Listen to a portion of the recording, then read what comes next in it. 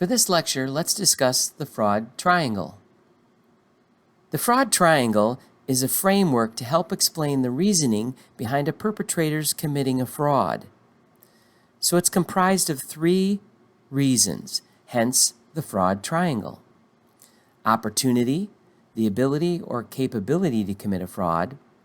Rationalization, justifying why it's okay to commit the fraud. And pressure or incentive, the reason, the need, or the desire to commit the fraud. So let's dive into this a little bit deeper. So opportunity usually exists when there's a lack of controls or a lack of following the controls. If there's complex transactions that a lot of people don't understand and only one or two people do, they could manipulate those transactions. And when there's related parties with access to opportunities, which is also known as collusion, and that's when more than one person is involved in a fraud or more than one person is needed to commit the fraud. As for rationalization, again, the reasoning why people feel it's okay for them to commit that fraud, well, this is a one-time thing. I'm only going to do this once, then I'm never going to do it again. Or, I'm saving the company. I need to do this. Or, hey, if you're not cheating, you're not trying. Everybody around here does it. Or, I will lose my family or my house if I don't do this. So those are rationalizations people use to commit fraud. As far as pressure or incentive, well, that could be to meet corporate goals or to achieve that bonus. It could be to pay off my personal debts, feed a gambling habit, or even a drug habit. Those are the pressures that individuals face that they'll then rationalize to use the opportunity they have to commit the fraud. And hence, that is the fraud triangle. Now let's look at the evolution of the fraud triangle from a recent webinar that I did. We go into the triangle. The historical fraud triangle is rationalization, justifying why you did the fraud, the opportunities there to do the fraud. You've got a broken down segregation of duties or something that allows you to commit that fraud, and then some sort of financial pressure or incentive that you've got to do that fraud. Those are the fraud triangle, but the reality of it is opportunity. Without opportunity, it's hard to commit a fraud, so that's kind of the key one. And then I know some people say, well, fraud triangle's been around a while, there's been some modifications, and there is.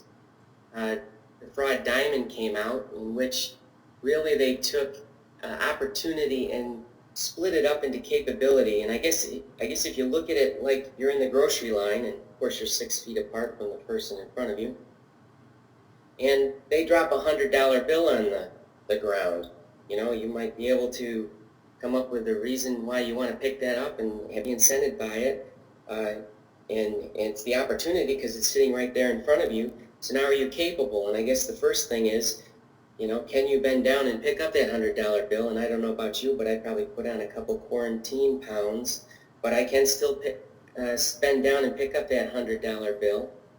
The next part of capability was, would I keep it? Am I capable of putting that in my pocket and pretending I didn't get it there? Or will I let that person in front of me know that that's their $100 that they dropped? So that's part of the capability.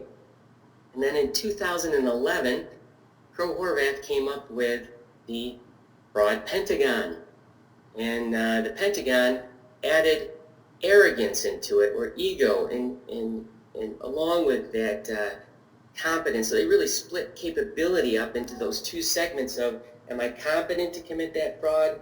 Am I arrogant enough to commit that fraud? And then in the last 2 years, there's been the fraud hexagon. So what the difference there is, arrogance is now ego. We've got capability back into the equation, but we've added collusion. And if you'll notice, it spells out, starting with stimulus, which is your incentive or your pressure, score. So it's the score model, SCCORE, as far as the ability to commit fraud. But at the end of the day, it still all goes back to rationalization, pressure, and opportunity. So in a crisis, rationalization will increase. I deserve to be taken care of. I need to feed my family. The government is not doing the right thing. Opportunity will also present itself, or capability, in the sense that controls might get removed or changed out of the normal operational flow that we've set up or that we've had in place. Now, out of necessity, they've been changed. Now that individual has opportunity where they didn't have it before. And then, of course, pressure. With everything that's going on, people might have lack of cash, fear of job loss, and from a corporate perspective, missing targets that you're expected to hit. And if I'm a manager and I'm supposed to hit targets, that might be a pressure I've got, especially in a crisis mode that we've got going on. Well, I hope that helps you understand the fraud triangle and its composition and its evolution.